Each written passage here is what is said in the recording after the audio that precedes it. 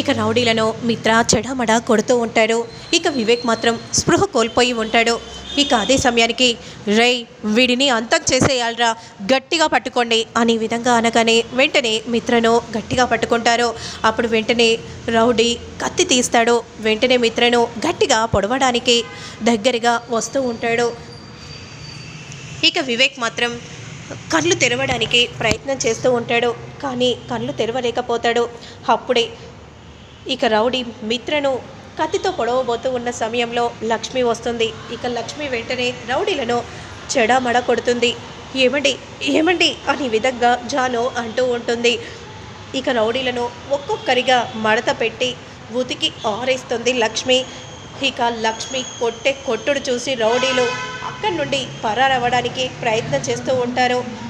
మా ఆయన్నే చంపాలని చూస్తారా, మీకెంత ధైర్యం అనే విధంగా అంటూ వెంటనే పెద్ద కర్ర పట్టుకొని అందరినీ కూడా కొట్టగానే రౌడీలో పరిగెత్తుకుంటూ అక్కడి నుండి వెళ్ళిపోతారు. ఇక రౌడీ మాత్రం బయటికి వచ్చి నరసింహకు ఫోన్ చేయగానే ఏమైందిరా, మిత్రను లేపేశారా? సారీ అన్న, ఆ లక్ష్మి వచ్చిందన్న కరెక్ట్గా చంపే సమయానికే మమ్మల్ని అందరినీ చితక్కొట్టి ఉతికి ఆరేసిందన్న.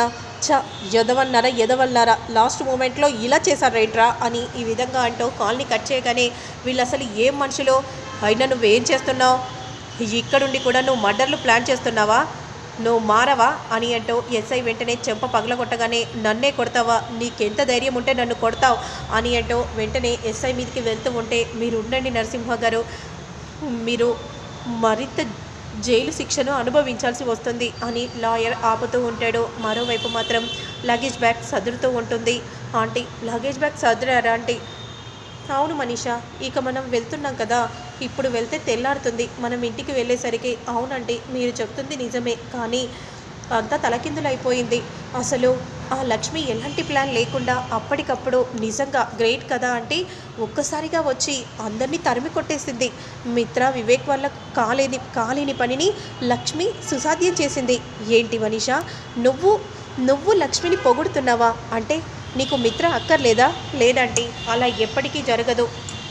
నేను చెప్తున్నానంటే అసలు ఎలాంటి ప్లాన్ లేకుండా లక్ష్మి ఎలా గెలుస్తుంది అని అంటున్నానంటే అది ఎవరికి సాధ్యం కాదు కదా ఆంటీ, అది కేవలం లక్ష్మికి మాత్రమే సాధ్యమవుతుందని అంటున్నానండి అని ఈ విధంగా అంటూ ఉంటే అవును మనీషా నువ్వు చెప్తుంది కూడా నిజమే, కానీ ఇంకో విషయం ఏంటంటే జాను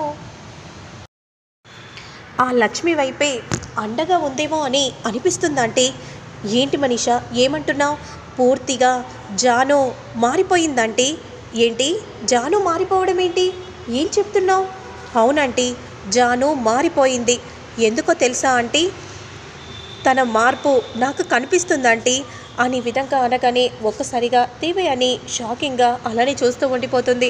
తను మారిందో లేదో ఇప్పుడే నేను వెళ్ళి చూస్తాను అని అంటూ రూమ్లోకి వెళ్తూ ఉంటే ఇక అదే సమయానికి జిప్పు పెడతా ఉన్న సమయంలో చెయ్యి నుండి బ్లడ్ వస్తుంది. ఒక్కసారిగా జాను పరిగెత్తుకుంటూ వచ్చి అక్క నీకే కథక అని అంటూ వెంటనే చేయిని తీసి రక్తం బయటికి పోకుండా గట్టిగా పట్టుకొని ఉంటుంది. ఇక అలానే లక్ష్మి చూస్తూ ఉండిపోతుంది. నన్ను క్షమించక్క అని అనగానే ఎందుకు జాను, నేనే చూసుకోకుండా నా చేయికి కాస్త గాయమైంది, ఆ మాత్రానికే క్షమాపణలు చెప్తున్నావా? లేదక్క, నేను చేసిన తప్పుకు, నేను చెయ్యరాని తప్పుకు క్షమాపణలు అడుగుతున్నాను. నువ్వు ఎలాంటి దానివో తెలిసి కూడా నేను అలా చేయటం పెద్ద తప్పు కదక్క. మా ఆయనకి ఎలాగైనా పరువు మర్యాద కలగాలని నేను నిన్ను బాధ పెట్టానక్క. నాకేది వద్దక్క, నాకు నీ ప్రేమ కావాలక్క, నాకు ఇంకేది వద్దు. జాను అయినా నువ్వెందుకు అంత కంగారు పడుతున్నావు చెప్పు?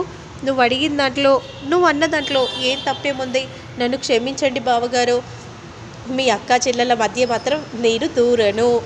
అయినా నాకు ఏ ఫ్యాక్టరీ వద్దక్క, నేను ఇంట్లోనే ఉంటాను.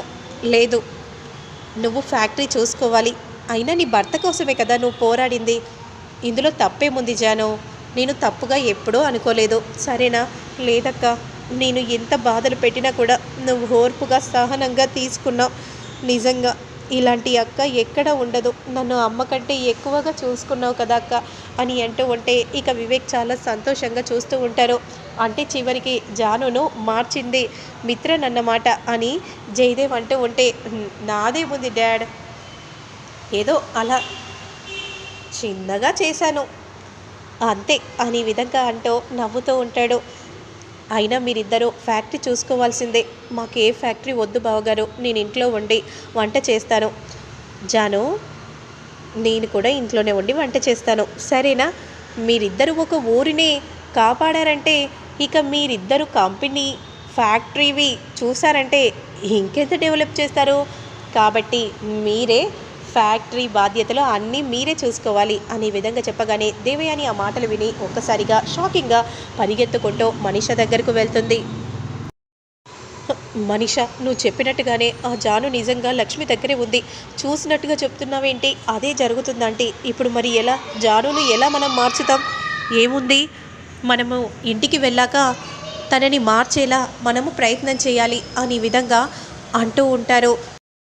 ఇక పదండి అందరం బయలుదేరదాం అని అంటూ ఇక వెంటనే అందరూ బయలుదేరుతారు. తెల్లవారుజామున అందరూ రాగానే డోర్ తలుపులు తెరిచి ఉండడాన్ని చూసి ఎవరు డోర్ తలుపులు తెరిచారు అనే విధంగా అన్నట్టు చాలా షాకింగ్గా అందరూ చూస్తూ ఉంటారు.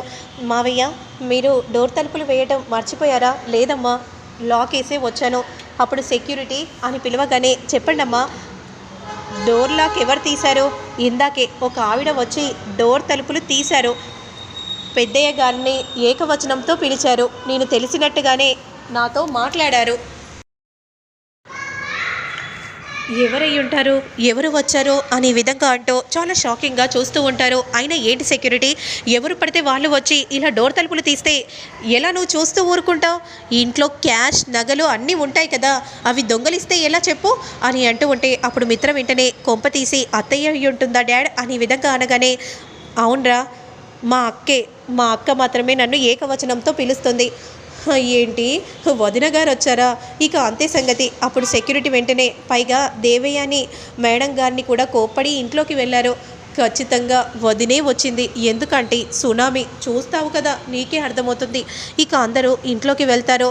అత్తయ్య అత్తయ్య అని అంటూ పిలుస్తూ ఉంటాడు మిత్ర. అక్క ఎక్కడున్నావు, అక్క ఎక్కడున్నావు అని జయదేవ్ కూడా పిలుస్తూ ఉంటే ఎన్ని చేస్తుందో ఏంటో, తికమకలు మకతికలు, అంత డేంజరా అంటే నువ్వే చూడు, నేను చెప్పడం కాదు అని దేవయ్య అని అంటూ ఉంటుంది. ఇక అంతలో వస్తున్నాన్రా అని విధంగా అనగానే అదిగో రాజేశ్వరి అత్తయ్య వస్తుంది అని విధంగా అంటూ అందరినీ కూడా అలాని చూస్తూ క్రిందికి దిగుతూ ఉంటుంది. ఏంట్రా ఇలా బక్క చిక్కిపోయావేంట్రా? నేను అప్పుడు ఇంటి నుండి పోయినప్పుడు నువ్వు ఎట్లుండేటోనివిరా? ఎక్కడికి వెళ్ళిందంటే మిత్ర చిన్నగా ఉన్నప్పుడు అప్పుడు తీర్థయాత్రలకని బయలుదేరింది, ఇప్పుడు దర్శనమిచ్చింది అని విధంగా చెప్తూ ఉంటుంది దేవయాని. అవును, ఎలా ఉన్నారా చిన్నోడా పెద్దోడా? బాగున్నారా? బాగున్నామత్తయ్య. ఏంటి బాగున్నావా దేవయాని? బాగున్నాను వదిన. అప్పుడు పోయినప్పుడు బక్కగా ఉండి ఇప్పుడేంటి డ్రమ్ములా అయ్యావు, తెగ మెక్కుతూ ఉన్నావా ఏంటి? మీరు కూడా కాలేదా అని మనసులో అనుకుంటూ ఉంటుంది. గిల్లకండి అనే విధంగా దేవయాని అంటూ అలా చూస్తూ ఉంటుంది. పెద్దమ్మ, నన్ను ఆశీర్వదించండి, నన్ను కూడా దీవించండి అనే విధంగా అంటూ ఇద్దరు ఆశీర్వాదాలు తీసుకుంటూ ఉంటే ఎవర్రా? మా కోడళ్ళక్క అని అనగానే ఎంత చక్కగా ఉన్నారు, ఎంత పద్ధతి.